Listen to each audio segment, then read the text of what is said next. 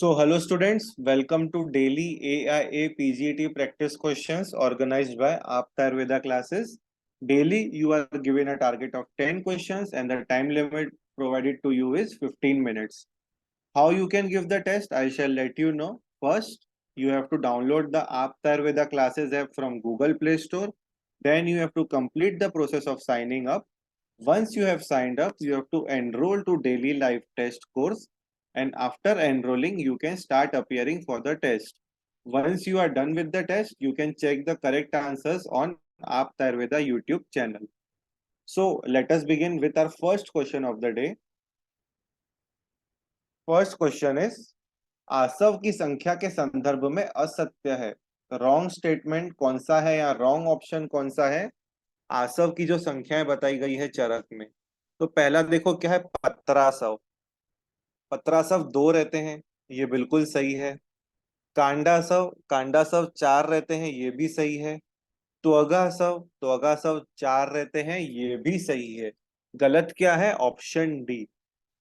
पुष्पासव 12 बताए गए हैं यहाँ पर, ठीक है, तो ये गलत है। पुष्पासव रहते हैं 10, ये ध्यान में रखो आप। ठीक है, अब हम बाकी आसव भी देख लेते हैं। वैसे कासव की 9 योनियां बताई गई, ये आसव की 9 योनियां बताई गई है, हमें पता है ये। तो बाकी आसव की संख्या भी देख लेते हैं। एक तो धान्यासव है, धान्यासव की संख्या कितनी बताई गई है? 6 बताई गई है। फलासव, फलासव की संख्या कितनी है? 26। इसके बाद मूलासव, मूलासव की संख्या बताई गई है 11। और शारासव की संख्या कितनी बताई गई है? 20। ठीक है, तो इस तरह से जब हम देखेंगे आसव के संदर्भ के बारे में, तो ये सब चीजें बताई गई। पत्रासव कितना है? 2 बताया गया है। इसके बाद कांडासव 4 बताए गए हैं। नेक्स्ट क्या है? तो अगासव भी 4 बताए गए हैं, ये सब नोट करके चलिए आप। एंड पुष्पासव कितने बताए? यहाँ पे 12 दिए हैं, बट राइट आंसर कितना है? Right answer is 10। तो ये हमारा यहाँ पर इनकरेक्ट स्टेटमेंट हुआ। अब बाकी भी आसव, जैसे मैंने आपको बताया कि एक पता चलता है तो दूसरे भी पता होने चाहिए अपने को। एक और आसव है जो यहाँ पर रह गया है, एक शर्कर आसव है, वो आप नोट करके चलिए यहाँ पर।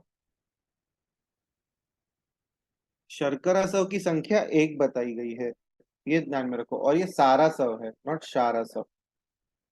ठीक है, ये एक छोटा सा चेंज कर लीजिए यहाँ पर। तो ये हो गई 4 योनिया, ये 5, 6, 7, 8 और 9।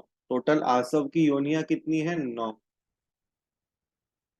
ये ध्यान में रखिए, इंपॉर्टेंट है। इस पे बहुत बार क्वेश्चंस पूछे जाते हैं और हम बहुत बार छोटी सी मिस्टेक करके क्वेश्चन गलत कर देते हैं, जबकि बहुत इजी क्वेश्चन है ये।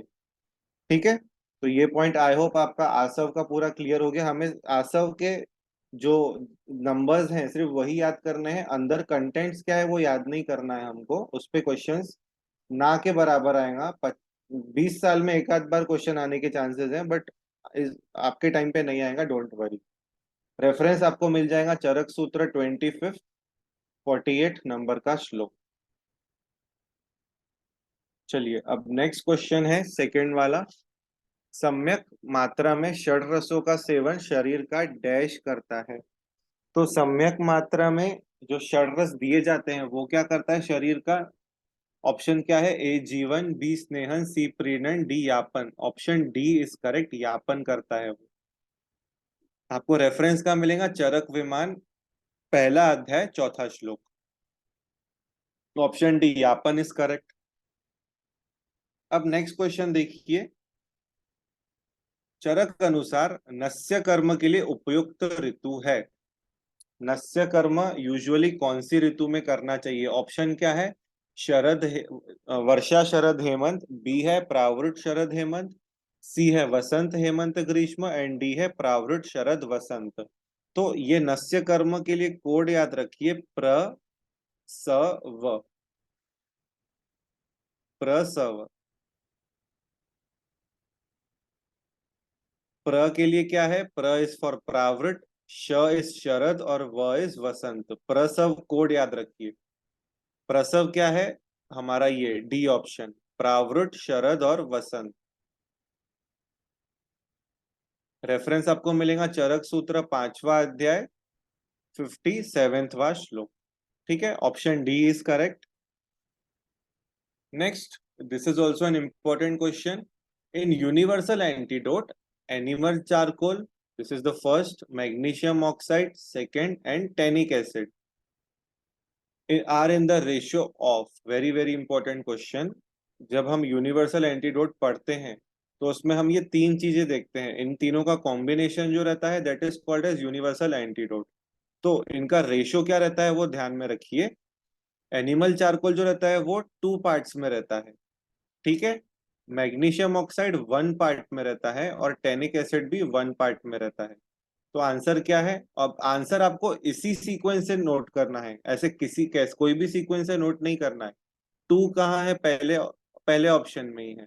2:1:1, तो ऑप्शन ए यहाँ पर करेक्ट है।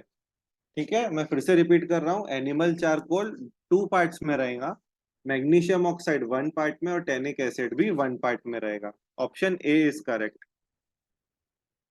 नेक्स्ट क्वेश्चन नंबर 5, सजीर्ण लक्षणापेक्ष किसके लिए कहा गया है?